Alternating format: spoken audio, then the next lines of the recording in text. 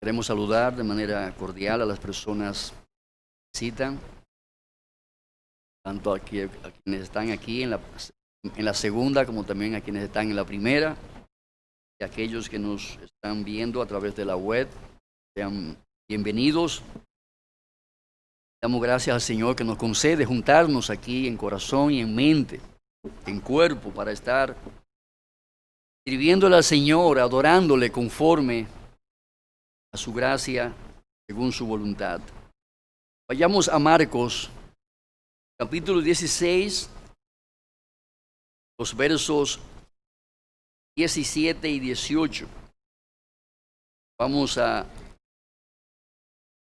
continuar esta vez con una segunda parte, considerando las señales milagrosas que el Señor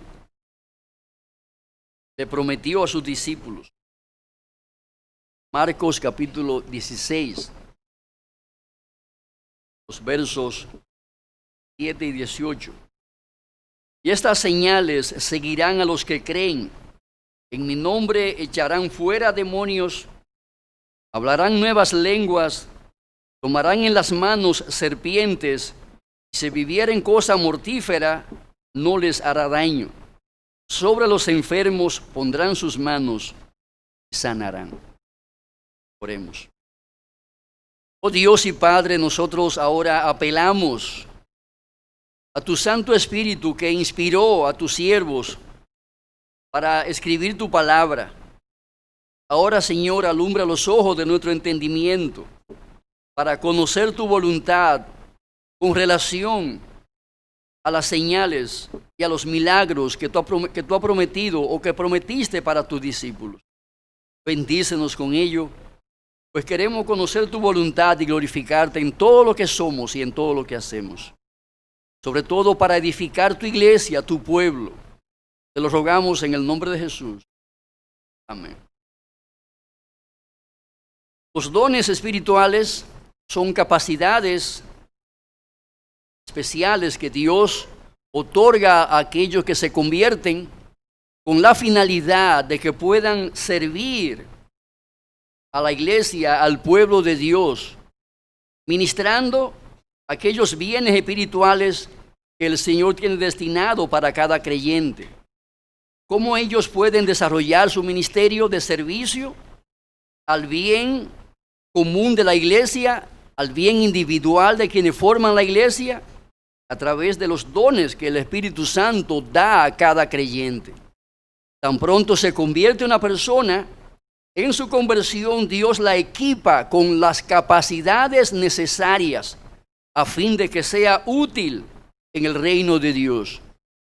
De hecho, se compara la iglesia con el cuerpo humano y a cada creyente es equiparado con cada miembro que forma el cuerpo humano.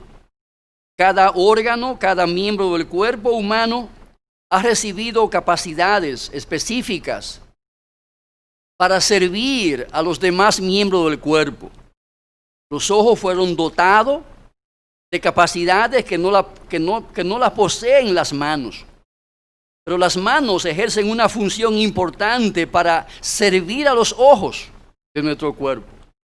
Y así sucesivamente cada órgano, cada parte, cada miembro de nuestro cuerpo fue dotado con capacidades específicas para ejercer funciones específicas que son absolutamente necesarias para el sustento de nuestra vida en la tierra.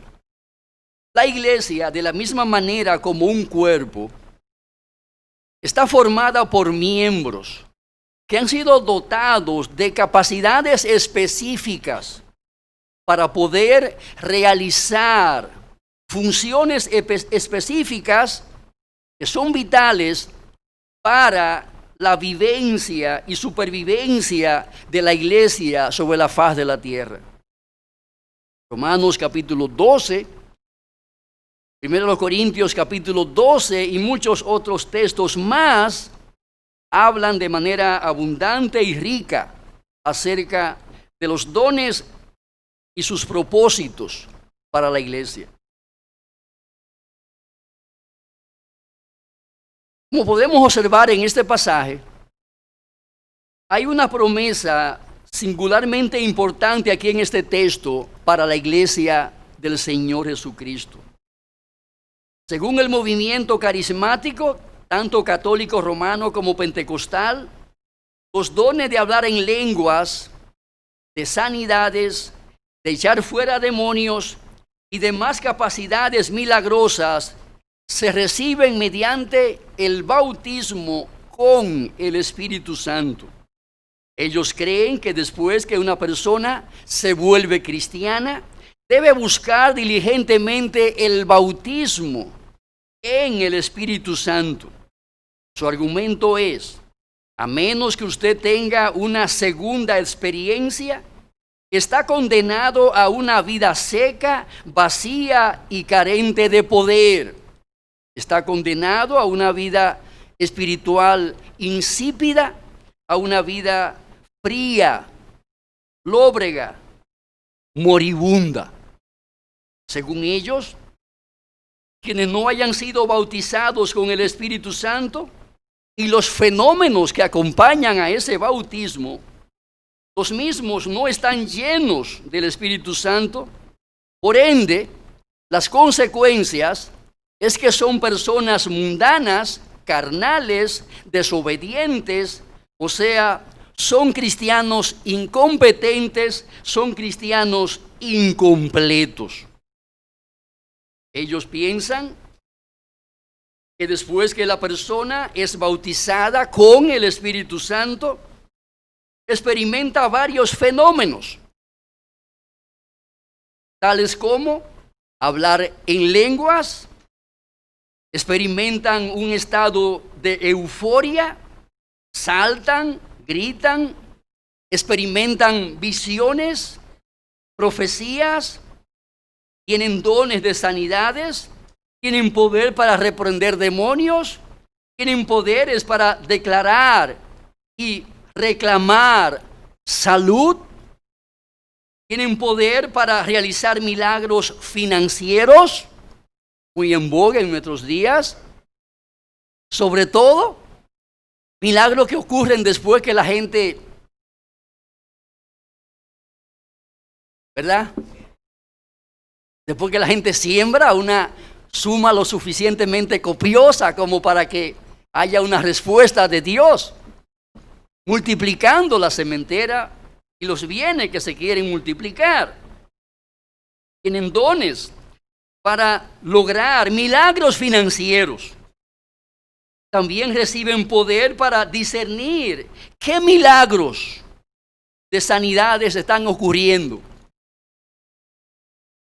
Pero también tienen dones para discernir quiénes están en pecado en la iglesia.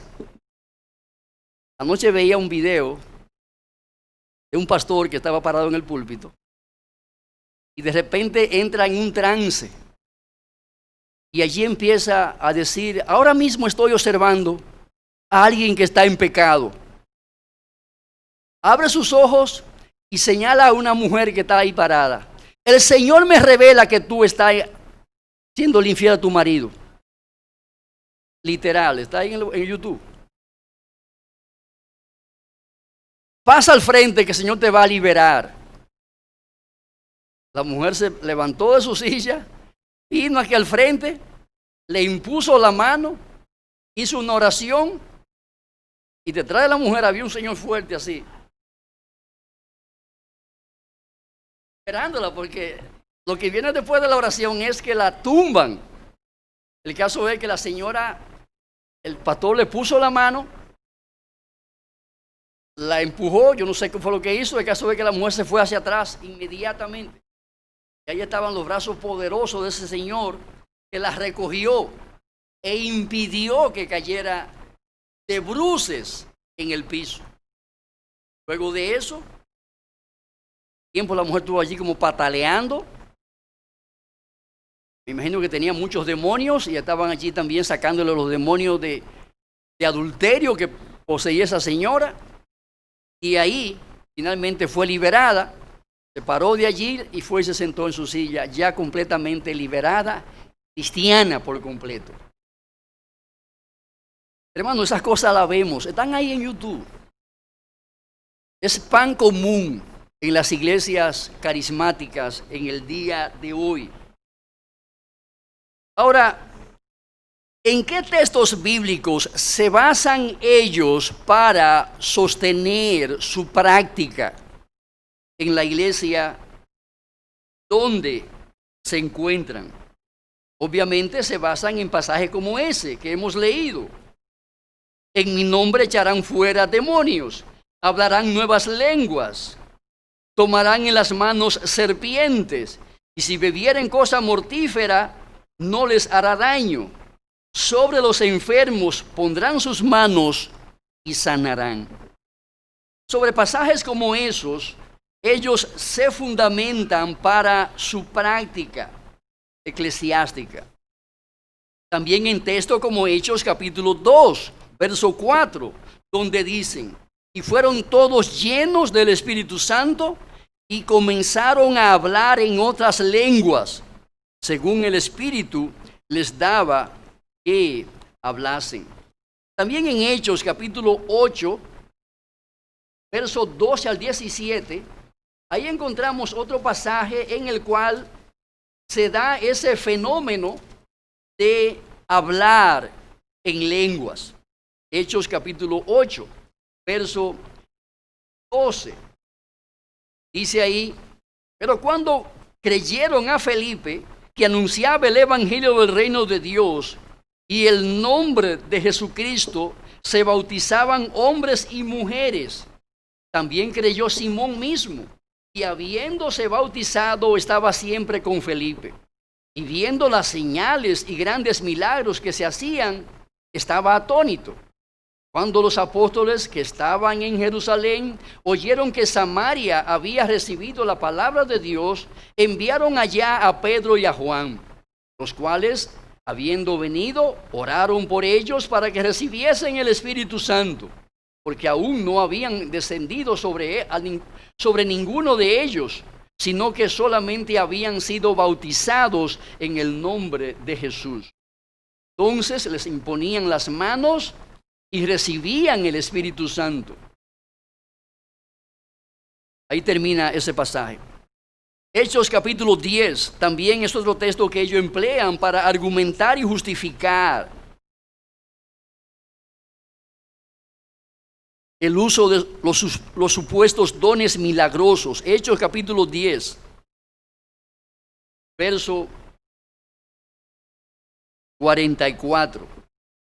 Mientras aún hablaba Pedro estas palabras, el Espíritu Santo cayó sobre todo lo que oían el discurso, y los fieles de la circuncisión que habían venido con Pedro se quedaron atónitos de que también sobre los gentiles se derramase el don del Espíritu Santo, porque los oían que hablaban en lenguas y que magnificaban a Dios. Ahora,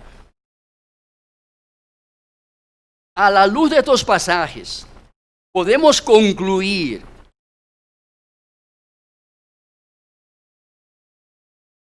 que el bautismo del Espíritu Santo se recibe un tiempo después de que la gente se ha convertido.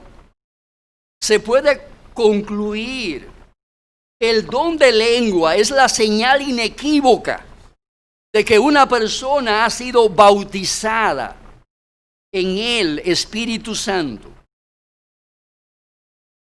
Después de que la persona ha sido bautizada con el Espíritu Santo, es cierto que se reciben poderes especiales para realizar milagros. Cada persona, todo creyente, tiene esos poderes en sus manos.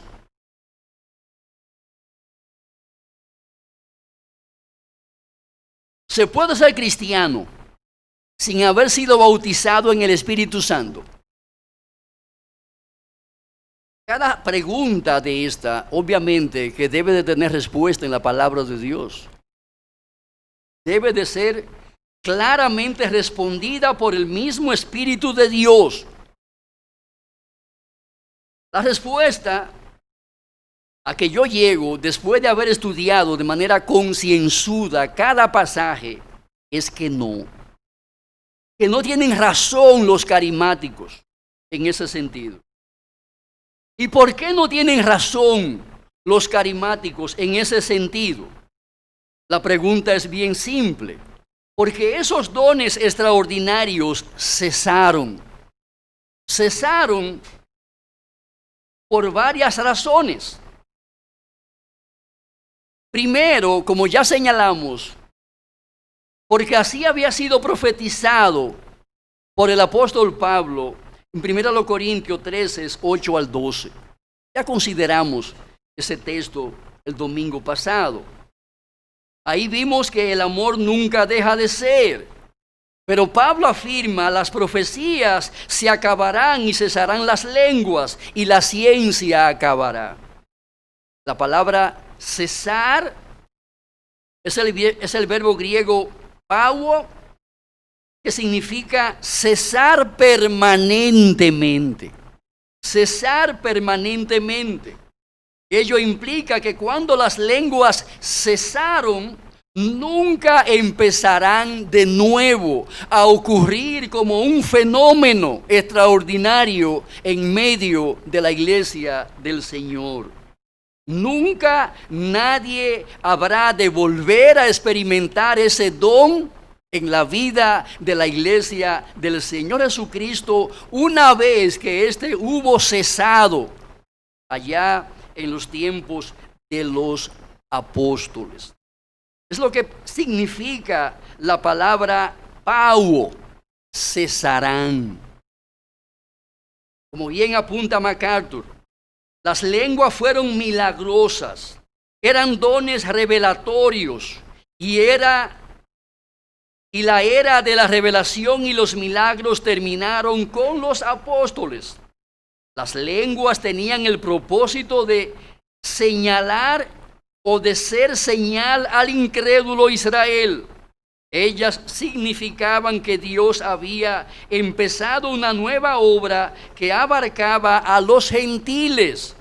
El Señor hablaría ahora a todas las naciones de todas las lenguas. Las barreras habían sido derribadas para poder predicar el Evangelio en todas las naciones, a todas las culturas. Y ello lo prueba el don de lengua. Ese don capacitaba a un predicador que llegaba a una comunidad, que hablaba un lenguaje diferente al que él hablaba. Le capacitaba para abrir su boca y hablar en el idioma que esa comunidad hablaba. Eso era el don de lengua. No era otra cosa. Eso era el don de lengua. Era una capacidad que Dios daba a una persona para que empleara un lenguaje que nunca antes había estudiado. No es que el tipo se fajó 5 años a aprender el idioma elamita. Llegó allá a la ciudad del amo y empezó a hablar en ese idioma el evangelio. No, él llegaba a esa ciudad y podía predicar un sermón de 1 hora en un lenguaje que aquellos conocían. De esa manera, amados hermanos, Dios estaba mostrando que las barreras idiomáticas que impedían la difusión del evangelio habían sido borradas.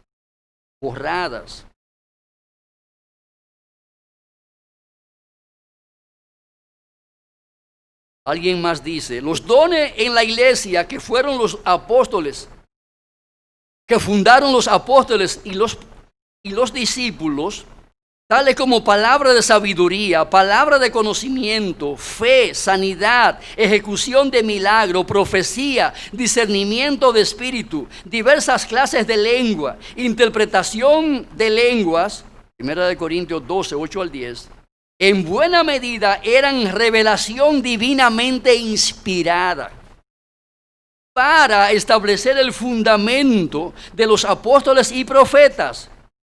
donde fue edificada la iglesia, cuando todavía no estaba completo el canon del Nuevo Testamento.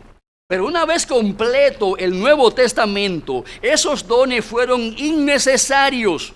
Por eso el don de lenguas, como los demás dones relacionados con la revelación del Nuevo Testamento, ya no están en vigencia, porque no se está escribiendo una nueva Biblia hace 2000 años.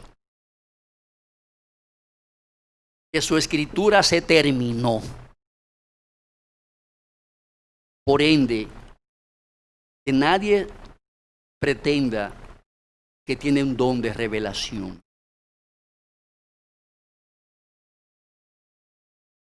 Los que hoy afirman que tienen el don de lenguas y demás dones milagrosos están engañados, porque el balbuceo estático que hablan no corresponde a ningún tipo de idioma ni dialecto, ni del pasado ni de hoy, que se haya hablado o que se hable en la actualidad. Todo es una falsificación del verdadero don de lenguas, que consistía en poder hablar un lenguaje sin que previamente el mismo haya sido estudiado o conocido por el que ejerce ese don. Es la primera razón por la cual entendemos que los dones milagrosos o extraordinarios cesaron. Así había sido profetizado por el apóstol Pablo, inspirado por el Espíritu Santo. En segundo lugar, los dones extraordinarios o milagrosos cesaron porque es falsa la premisa que afirma o asegura que el bautismo en el Espíritu Santo es una experiencia posterior a la conversión. Eso es falso. Eso no es verdad.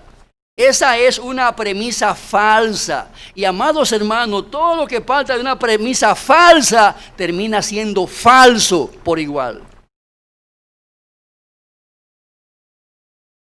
Es falso que el bautismo en el Espíritu Santo sea la puerta de entrada de los dones extraordinarios para dotar a los miembros de la iglesia. Eso no está en la Escritura. La Biblia enseña que todo cristiano es bautizado en el Espíritu desde el momento en que se convierte, no después. Así lo afirma el apóstol Pablo en 1 Corintios capítulo 12, versículo 13. Porque por un solo Espíritu fuimos todos bautizados. Y la palabra todo implica que cada creyente que ha nacido de nuevo, que se ha convertido, que se ha arrepentido de sus pecados, es participante de esa misma experiencia. Todos fuimos bautizados en un cuerpo, sean judíos o griegos, sean esclavos o libres. A todos se nos dio a beber de un mismo espíritu. Amados hermanos, no hay cristianos sin bautismo en el Espíritu Santo.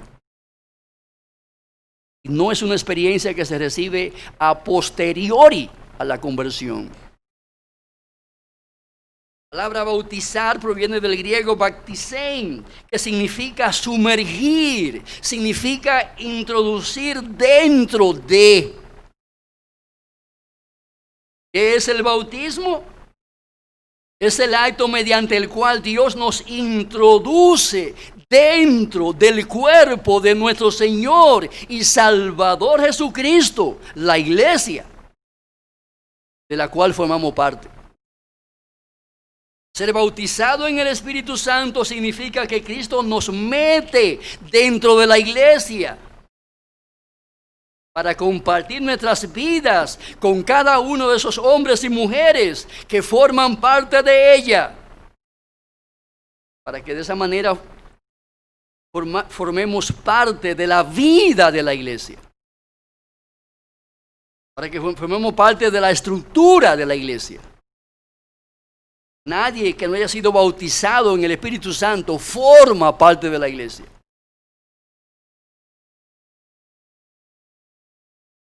La profecía que Juan el Bautista le hizo a los discípulos en Mateo 3:11 se cumple en cada creyente. Yo a la verdad os bautizo en agua para arrepentimiento, pero el que viene tras mí, cuyo calzado no soy digno de llevar, es más poderoso que yo. Él os bautizará en Espíritu Santo y fuego. Él os bautizará. ¿En qué nos bautizará? En el Espíritu Santo. El bautismo en el Espíritu nos sepulta en la muerte de Cristo. Romanos 6, 2 y 3. Porque los que hemos muerto al pecado, ¿cómo viviremos aún en él? ¿O no sabéis que todos los que hemos sido bautizados en Cristo Jesús, hemos sido bautizados en su muerte? Porque somos sepultados juntamente con él para muerte por el bautismo, a fin de que como Cristo resucitó de los muertos por la gloria del Padre, así también nosotros andemos en vida nueva. El bautismo en el Espíritu nos sepulta. ¿Dónde? En la muerte de nuestro Señor y Salvador Jesucristo. Y es allí, en esa sepultura de la muerte de Jesús, donde se experimenta el milagro de nuestra resurrección espiritual, que nos capacita para que andemos en nueva vida. Sin esa experiencia, nadie es cristiano. Sin haber sido bautizado en Cristo, en la muerte de Cristo, no habrá resurrección espiritual. La Biblia nunca manda a que busquemos el bautismo del Espíritu Santo. Nunca ordena que busquemos el bautismo del Espíritu Santo. Nunca se manda a nadie a que ore pidiendo ser bautizado en el Espíritu Santo. Oí de alguien que está en esta iglesia que duró 3 años pidiendo que Dios lo bautizara en el Espíritu Santo.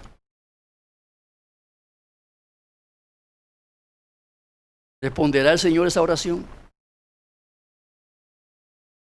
Por supuesto que no. Porque ya fue bautizado. Si es cristiano, ya fue bautizado.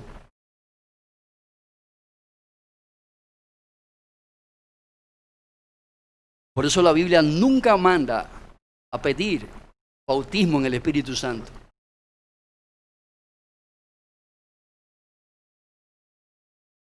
Es una premisa falsa.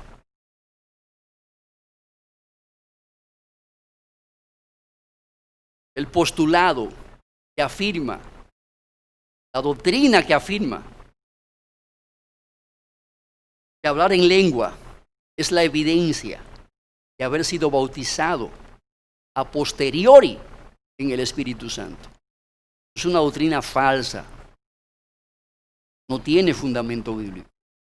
Eso es doctrina de hombre. Eso no es doctrina de Dios.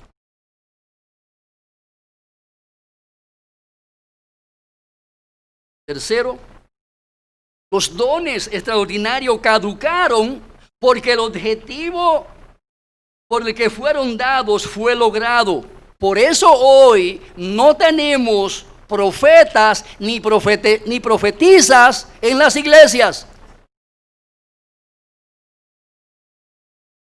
Porque ya tenemos la Biblia completa. Pretender tener ese don es decir que la Biblia ha sido insuficiente o es insuficiente para revelarnos la plena y absoluta voluntad de Dios y que necesitamos más información porque está incompleta la que hay.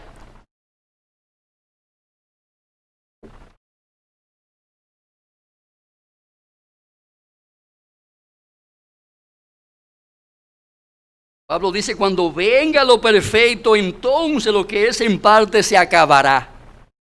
Ya lo vimos. Lo perfecto es la Biblia. desde Génesis hasta Apocalipsis. Ella es la revelación madura de Dios el Padre, de Dios el Hijo, de Dios el Espíritu Santo, para con cada uno de nosotros. No necesitamos nuevas revelaciones. Nuestra fe cristiana descansa en una revelación histórica y en una revelación objetiva. Y eso es importante, hermanos, porque detrás de esos supuestos profetas y profetizas, lo que hay es un poderoso subjetivismo motivados en la oscuridad y en la ignorancia del carácter de Dios.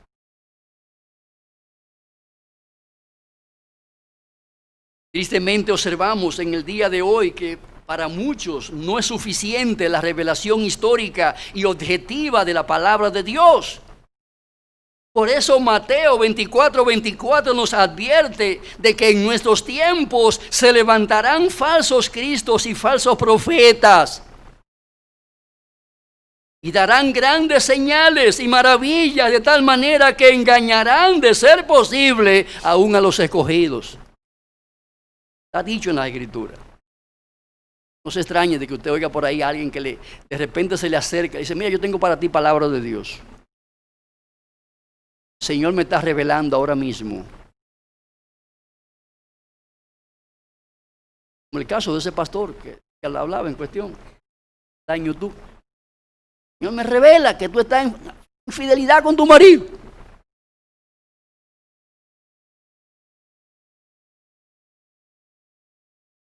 De Juan 4:1, amados, no creáis a todo espíritu, sino probad los espíritus si son de Dios, porque muchos falsos profetas han salido al mundo.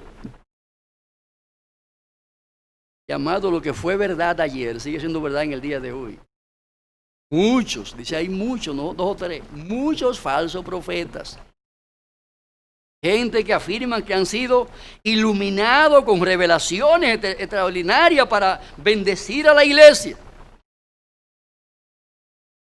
Interesante, hermano, lo serio que Dios tomó este pecado en el Antiguo Testamento. Deuteronomio capítulo 13, versículo 1 al 5. Observemos que ahí el Señor le aplicó la pena capital a quienes inventaran con el tema de la profecía. Yo soy un profeta. Yo soy una profetisa. Yo hablo de parte de Jehová. Córtenle la cabeza. Eso fue lo que Dios dictaminó para los falsantes, usurpadores de funciones.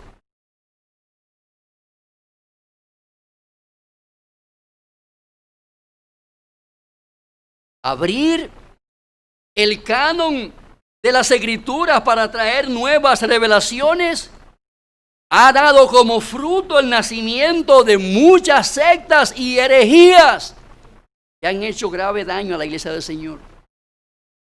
Una mirada a la historia nos dice que todas las sectas y enseñanzas falsas han empezado en la cabeza de un hombre o de una mujer que según su parecer tenían acceso a nuevas revelaciones de Dios.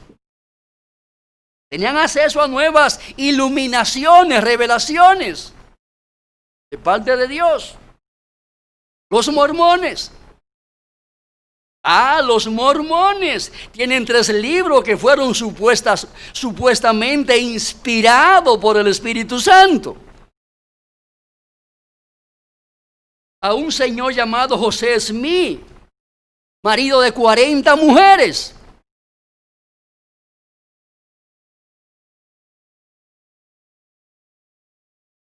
Pero a él Dios le reveló el libro del Mormón, Doctrina y Convenios y la Perla de Gran Precio. Libros inspirados directamente por el Espíritu Santo. Esos libros, según sus palabras, son obra directa y en vivo del Espíritu Santo. Él fue su amanuense. Pero quien dictó esa palabra fue el Espíritu Santo. Hablando sobre sus supuestas escrituras inspiradas, él dice: he aquí os testifico que yo sí sé que estas cosas de las que os he hablado son verdaderas. He aquí os digo que me han sido dadas a conocer por el Espíritu Santo de Dios. Y este es el espíritu de revelación que está en mí. Termina la cita. Esas son sus palabras. Ciencia cristiana también se basan en una supuesta verdad revelada en adición a las Escrituras. ¿A quién se la revelaron? A una de sus fundadoras llamada Mary Baker Eddy. Dice ella, o dicen ellos, la reveladora de la verdad que está en esta época. Hablando de esta señora, de Mary. ¿Quién es Mary? La reveladora de la verdad para esta época. Sus escritos no son una filosofía humana, sino revelación divina. Termina la cita. Doña Mary era inspirada cuando escribía. Recibía revelación directa de Dios. Testigo de Jehová también está en la lista. Alegan que Jesús fue un ser creado, que no es que no es el Hijo de Dios con letra mayúscula. Y de la revista Atalaya afirman que la misma es una revista sin igual en la tierra. ¿Por qué es sin igual en la tierra la revista Atalaya? Dicen ellos, porque el gran autor de la Biblia es el que interpreta sus profecías por medio de la Atalaya. Por eso le dan autoridad divina a ese libro, a esas revistas. Sun Myung Moon, el autoproclamado Mesías de Corea, afirma que tiene la última verdad y que si su verdad contradice la Biblia, quien está equivocada es la Biblia, no él. La Biblia está equivocada. Eso lo afirma Sun Myung Moon. ¿Quién es la iglesia más grande de Corea? Los adventistas del séptimo día. Elena G. de White, la cofundadora de ese movimiento, fue mensajera de Dios con el don de espíritu de profecía. Autora de 2 libros divinamente inspirados, El deseado de todas las naciones y otro por ahí. Los papas de Roma, ¿a dónde lo dejamos a eso?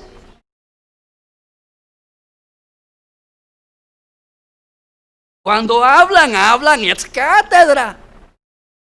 Ex cátedra. Eso significa que son infalibles en virtud de su suprema autoridad para definir las doctrinas de fe y tradición en la iglesia del Señor. ¿De dónde ellos derivan su infalibilidad cuando hablan ex cátedra? De la unción que recibieron de Pedro. Ellos son los herederos de la unción inspirada, iluminada del apóstol Pedro. Está sobre ellos, ha continuado por 2000 siglos. Por eso tienen potestad para hablar ex cátedra. Cuando hablan, lo que dicen no puede ser reformado en la iglesia. No puede ser reformado lo que ellos hablan en la iglesia, porque cuando hablan divinamente inspirado en materia de fe y de doctrina. Por eso no pueden cambiar el celibato, porque cuando lo dictaron, quien habló esas palabras o esa doctrina, habló ex cátedra. Por eso no pueden reformar la adoración a los ídolos, aunque aviesamente contradice la palabra de Dios. ¿Por qué? Porque hablaron ex cátedra. Eso es irreformable. Porque las palabras ex cátedra son infalibles. Amados hermanos, eso es blasfemia contra el Espíritu Santo. Eso es blasfemia.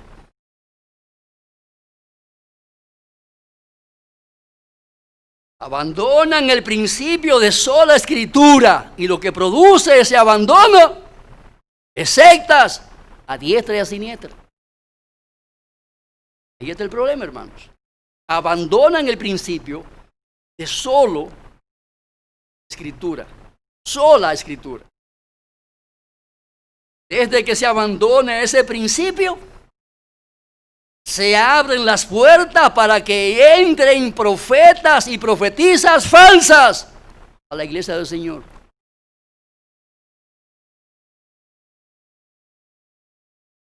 Se fueron tras la búsqueda de algo más de lo que ya estaba escrito. Necesitaban algo más de lo que estaba en la Biblia, porque lo que estaba allí era insuficiente. Y lo cierto es que la senda que busca algo más, o por donde se busca algo más, siempre conduce a la obtención de algo menos que la verdad. Es el gran problema de la búsqueda de algo más. Algo más que sea extra a lo que está en la palabra de Dios. Siempre lleva a algo menos que la verdad. De ahí nació el catolicismo romano, de ahí nacieron los mormones, de ahí nacieron los adventistas, los testigos de Jehová y un sinfín de sectas que hoy le dan mucha agua de beber a la iglesia del Señor. Decimos.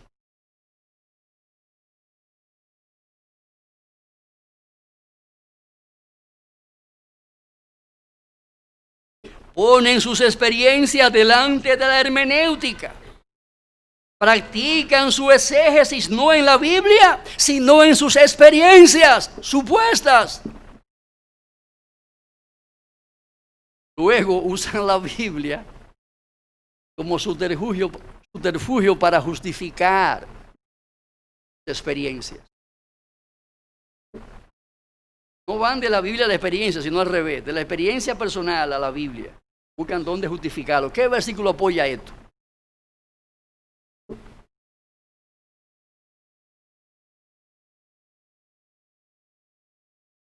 Hoy no es posible exorcitar y reprender demonios de la gente, de gente supuestamente endemoniada, porque según 2 de Pedro 2:4 y Judas 6, los demonios están guardados bajo oscuridad en prisiones eternas para el juicio del gran día. Según nos dicen esos versículos.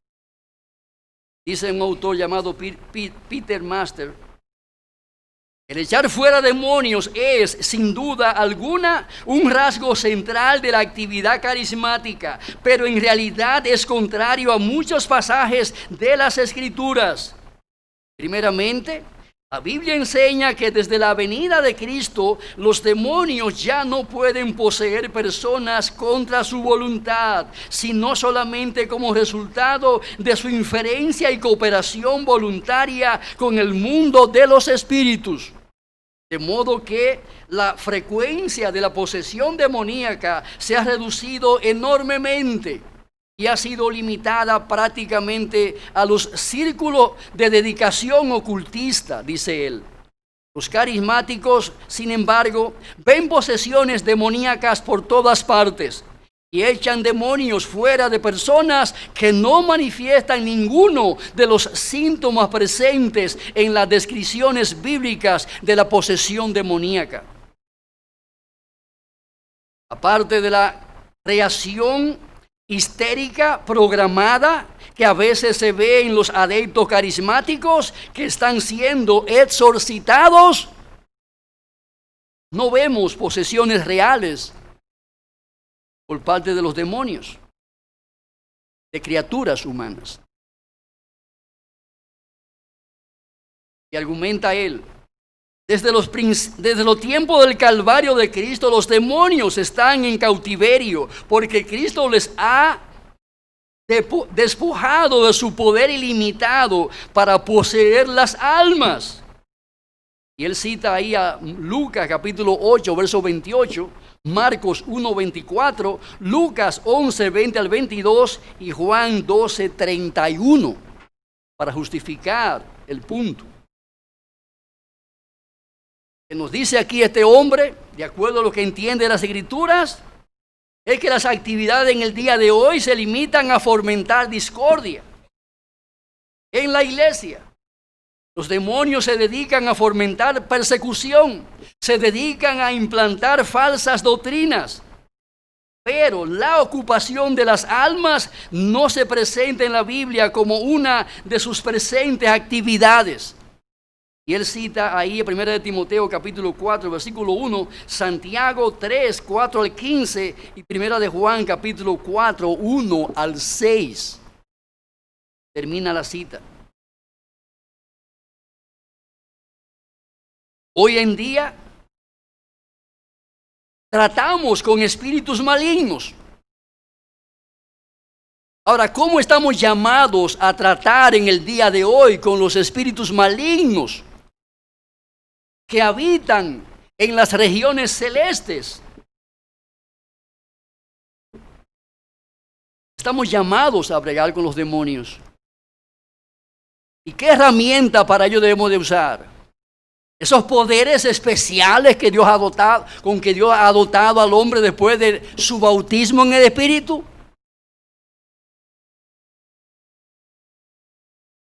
Segunda de los Corintios, capítulo 2.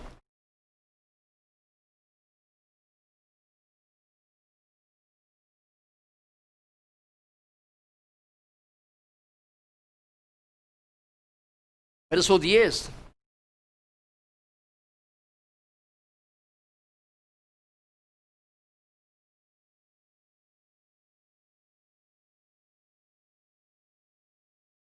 Y al que vosotros perdonáis, yo también, porque yo también yo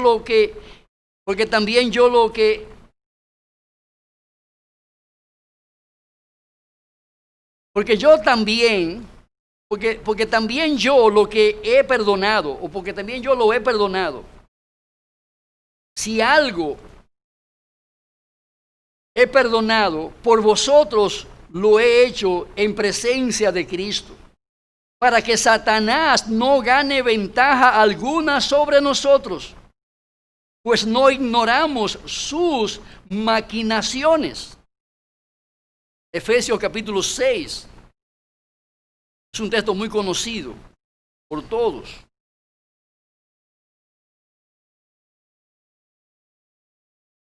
Y aquí Pablo está señalando la manera en que debemos de tratar con Satanás, con los demonios.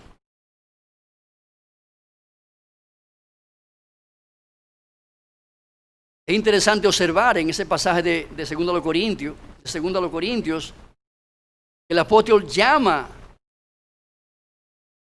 a bregar con Satanás. ¿De qué manera? Reprendiéndolo. No perdonando a quien ha hecho una ofensa contra ti. Perdonando a quien ha pecado contra ti. Esa es la manera de tratar con los demonios.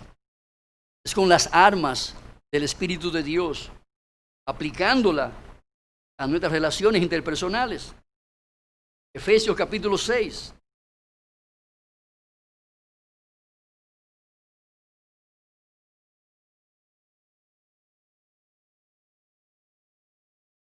Vestido de toda la armadura de Dios para que podáis estar firmes contra las acechanzas del diablo. Porque no tenemos lucha contra sangre y carne, sino contra principados, contra potestades, contra los gobernadores de las tinieblas de este siglo, contra huestes espirituales de maldad en las regiones celestes. Por tanto, tomad toda la armadura de Dios para que podáis resistir en el día malo y habiendo acabado todo, estar firmes. Y ahí detalla la armadura con que debemos de vestirnos para hacerle frente. ¿A quiénes? A los principados, a las potestades, a las huestes espirituales de maldad. De esa manera podemos realmente prevalecer contra todo diablo en nuestro combate continuo contra el mal. Conoceréis la verdad y la verdad os hará libre. Amados hermanos, lo que libera a un hombre del demonio y de todas sus ataduras no es el supuesto poder milagroso que tiene alguien, sino la exposición clara y precisa de la palabra de Dios, que es el poder para salvación de todo aquel que cree. Es la verdad la que libera, la que rompe la cadena, la que destruye las potestades superiores. Es la verdad enseñada, creída y aplicada. Sin esa verdad suficientemente creída, porque ha sido previamente estudiada y conocida por quien la está recibiendo, no habrá poder que pueda contra el diablo y sus demonios. Es la verdad enseñada y creída la que trae libertad a las personas.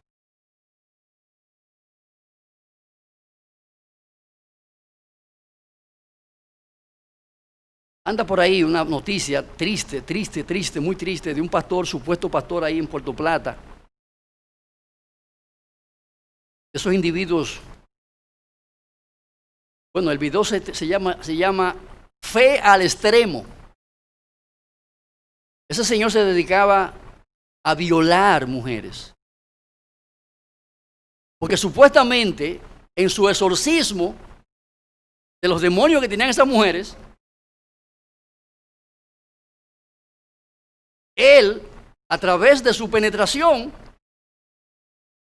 expulsaba a los demonios de sexualidad que padecían esas mujeres. Eso está en YouTube ahí. Y eso está ahora mismo en Puerto Plata, preso de ese individuo.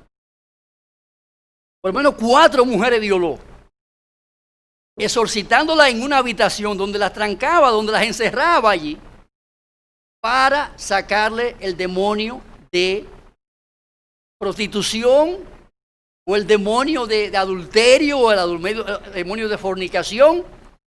Eran demonios. ¿Y qué herramienta usaba él para expulsar esos demonios? La cama. Acostarse con ella. Según el video, según sus palabras, su semen tenía poder para limpiar la vagina de esa mujer. Esto está ahí en el video, mi hermano. Véalo, que está ahí. Y el tipo está preso en Puerto Plata. Lo sometieron a la justicia. Bueno, todas esas cosas pasan en el día de hoy. Y esas cosas las hacen en el nombre de Jesucristo. Y ahí hay gente defendiéndolo a él, del grupo. Están ahí en el video defendiéndolo a capa y espada, que ese hombre es una víctima de aquellos que estaban acusándole. Amados hermanos, es algo grave. Cuando se rompe el principio de solo escritura, no hay freno para que el diablo entre a las iglesias.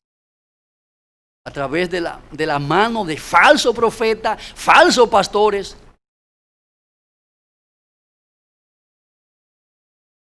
Delincuentes que se visten corbata y saco. Toman el nombre de Jesús en su boca para hacer de sus desatinos.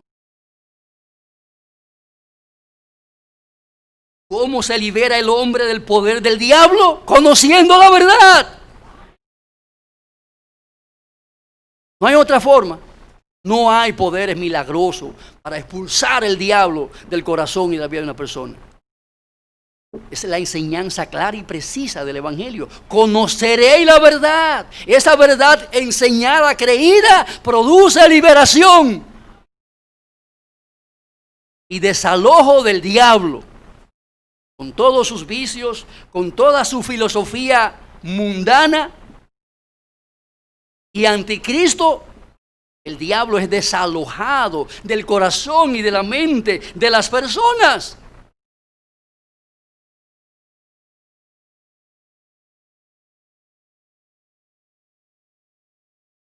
Queremos triunfar sobre Satanás y sus huestes malignas. Amados hermanos, creamos la verdad y prediquemos esa verdad.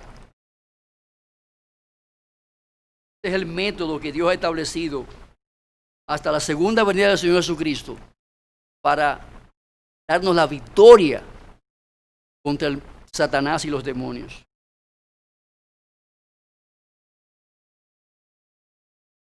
Segunda de Timoteo capítulo 2, 25 al 26, también habla de las armaduras que tiene el creyente para lidiar su guerra contra los poderes del maligno.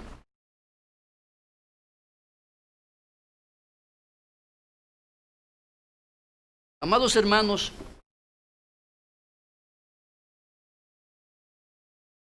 las señales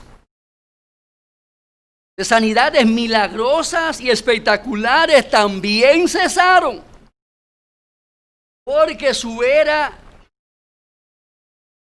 tenía propósitos específicos. Tenían la meta de introducir una nueva era de revelación bíblica. Y mediante esos poderes milagrosos, los portadores del mensaje del Evangelio eran acreditados para validar la verdad que estaban proclamando. Todo milagro servía para probar y validar a los mensajeros del mensaje de Dios. Cuando un profeta llegaba a una ciudad, ¿cómo sabía la gente que ese individuo estaba allí de parte del Señor? ¿Cómo lo podía identificar? ¿Cómo podía estar plenamente convencido de que ese hombre, esa mujer, no es una falaz, una falsificadora, un falsificador de la verdad? ¿Cómo lo sabía? ¿Cómo se podía enterar? Obviamente, mediante esa cédula de identidad llamada poder para hacer maravillas, para hacer milagros.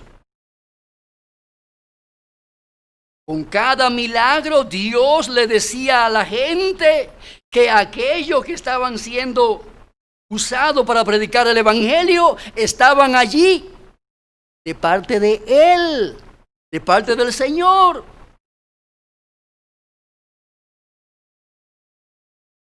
Josué, ¿cómo Josué acreditó su llamado? ¿Cómo le dijo a Israel que él era un vocero de Dios autorizado por el Señor? ¿Qué medio utilizó? Los milagros. Y Moisés, ¿cómo Moisés probó a Israel que era el profeta de Dios enviado para traerle salvación de la esclavitud de Egipto? ¿Qué credenciales empleó? Los milagros. Elías, ¿cómo probó Elías que era un profeta de Dios? O Eliseo, ¿cómo lo demostró? ¿Cómo demostró el Señor Jesucristo que era un profeta auténtico de Dios? ¿Cómo lo mostró? Con los milagros. Y los discípulos del Señor, ¿cómo probaron de manera clara y eficiente que eran los voceros que hablaban de parte del Señor? ¿Cómo lo demostraron? Con los milagros.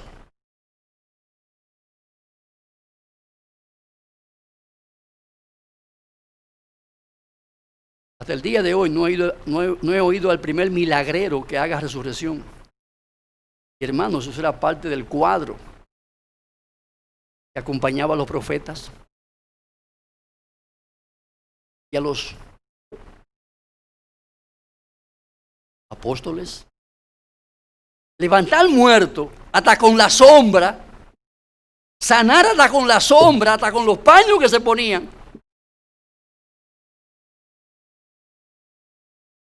Era parte del ministerio de esos hombres. Porque esos ministerios necesitaban ser acreditados por Dios, certificados por Dios, aprobados por Dios ante una generación incrédula. Habían miles de hombres que se levantaban en diferentes regiones de parte de dioses y hablaban de parte de dioses. Ahora, ¿cómo sabía la gente que aquello no era parte del mismo problema? De falsos profetas, de falsos maestros que se levantaban. ¿Cómo lo sabían? Por los milagros que hacían. Existen hoy evangelistas y misioneros, pastores y líderes con esos dones extraordinarios de sanar, por ejemplo. La respuesta es no. Alguien dijo, Dios nunca pretendió que ese don de sanidad fuera una manera permanente para mantener a la comunidad cristiana en perfecta salud. Si cada cristiano estuviera sano y saludable, porque en cada iglesia local existen personas con el don de sanidad, millones de personas correrían a la iglesia, ¿sí o no? Aquí tuviéramos un Miguel Ángel con ese poder sanador que pone la mano y reprendo enfermedad.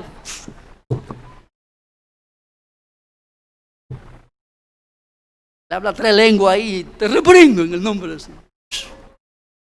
El cojo sale por ahí y dice, sanito. Imagínense la gente que aquí habría. Haciendo fila ahí para entrar. Por turno. Quiero mi milagro, quiero mi milagro.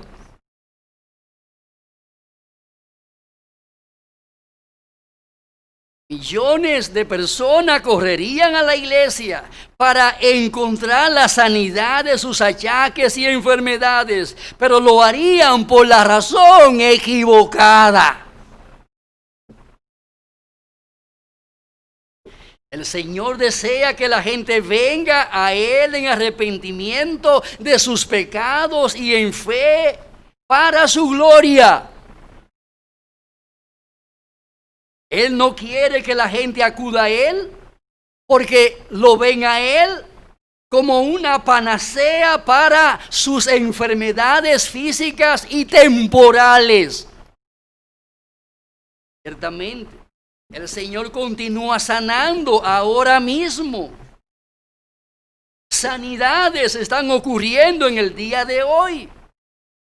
Pero el don bíblico de sanidad, poseído por personas en particular, como en los días de los apóstoles, no existe en el día de hoy. Lo que dice que lo tienen son unos falsantes y falsificadores de la verdad.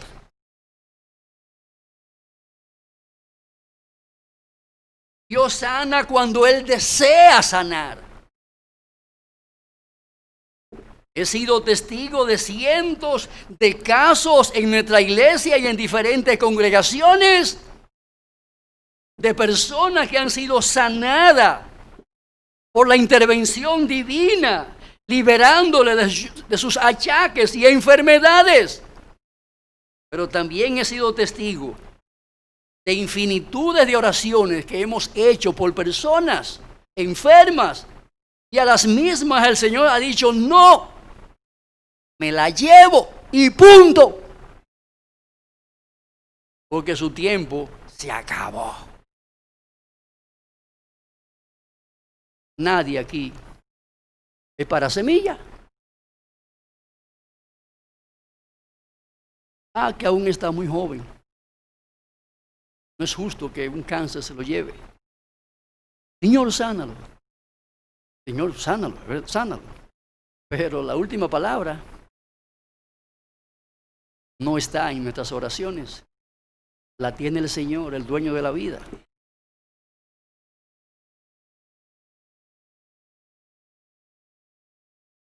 La razón por la que no fueron sanados muchos por los cuales oramos no fue porque tenían poca fe, por quienes orábamos, y quienes oraban no fue porque tenían poca fe. No fueron sanados porque no fue la voluntad perfecta de Dios, que siempre es buena, agradable y perfecta. Aunque sea un rotundo no, siempre es bueno. Siempre es bueno ese no. La verdad es que Dios nunca ha prometido sanar a nadie. Nunca ha prometido que Él sanará a todo aquel que le pida que lo sanen. Eso no está en las Escrituras.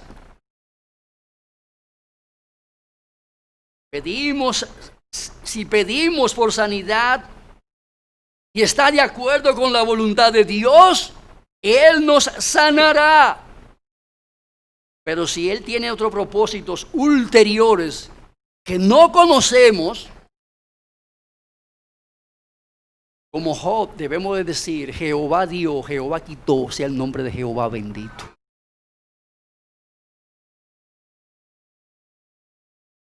Era la voluntad de Dios que Job tuviera esa enfermedad que padeció.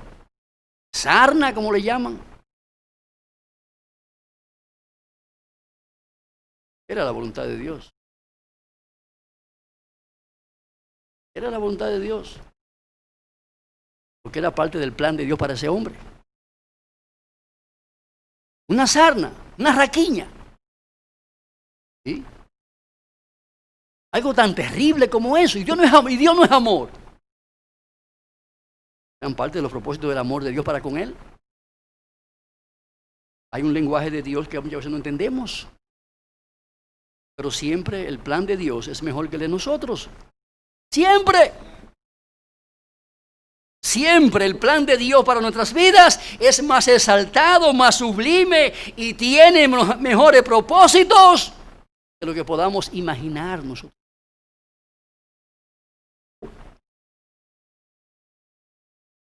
Dios sana a causa de su nombre. Uno de los nombres con que Dios se revela a sí mismo es Jehová. Jehová Repeca. Jehová Repeca, que significa: yo soy Jehová, tu sanador. O yo soy Jehová, el que te sana. Jehová Repeca. Obviamente cada nombre de Dios revela un aspecto del carácter de Dios con relación a su pueblo. Si Él es Jehová Repeca, eso significa que Él tiene el poder y la gracia para obrar sanidad en nuestros cuerpos cuando los mismos se están desflecando por causa de las enfermedades. Él es Jehová Repeca. Por eso podemos acudir a Él en oración cuando estamos enfermos. Podemos hacerlo a título personal. No necesitamos intermediario. De individuos con poderes milagrosos, con el don de sanidad, para que vengan e impongan sus manos sobre nosotros.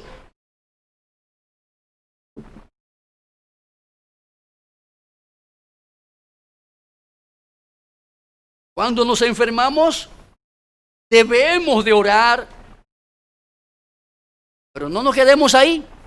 Oremos y vayamos a un buen médico, a un buen especialista,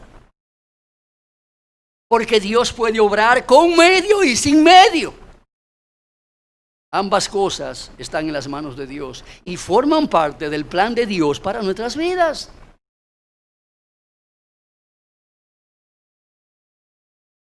Al final del ministerio de Pablo, Timoteo tenía un problema estomacal.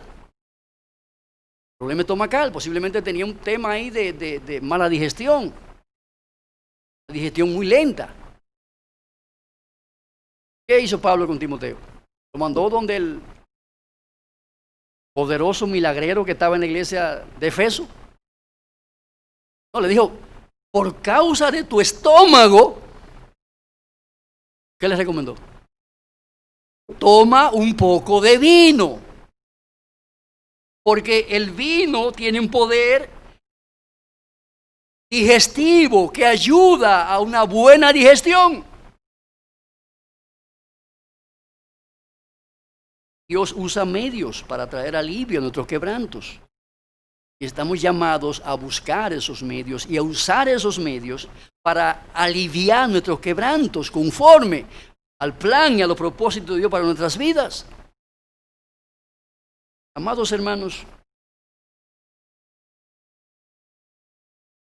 estamos llamados a buscar la perfecta voluntad de Dios de todo corazón.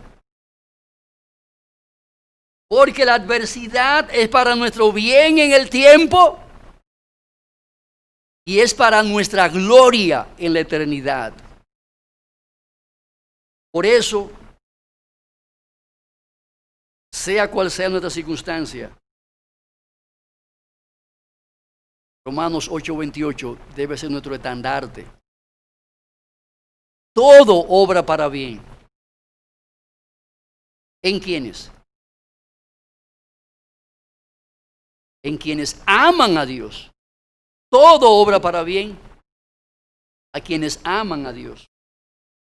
¿Amas tú a Dios?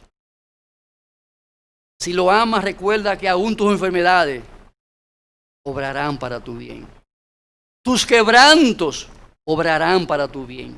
Tus carencias y necesidades, tus limitaciones temporales obrarán para tu bien. Dios, el soberano Dios, la usará como medicina para curar tu mal.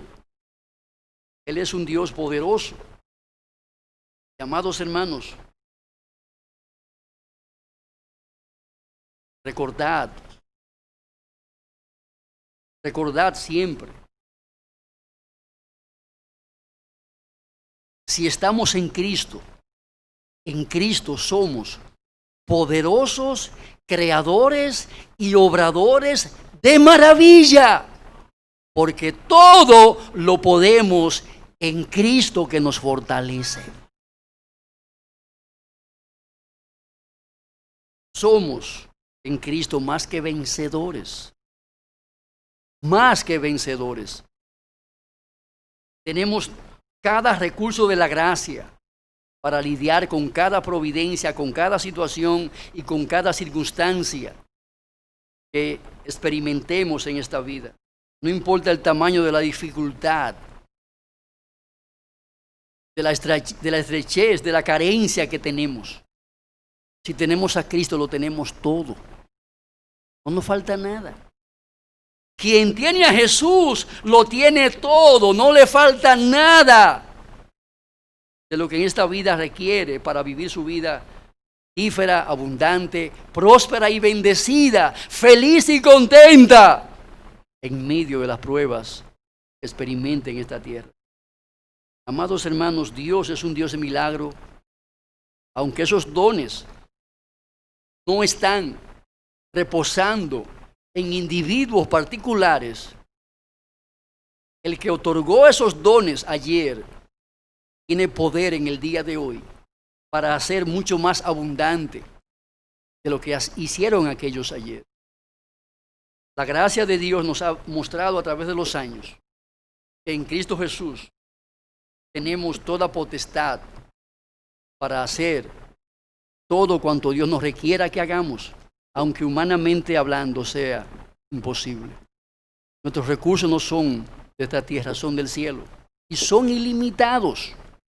No seamos estrechos en ese sentido. Creámosle a Dios que Él es un Dios poderoso.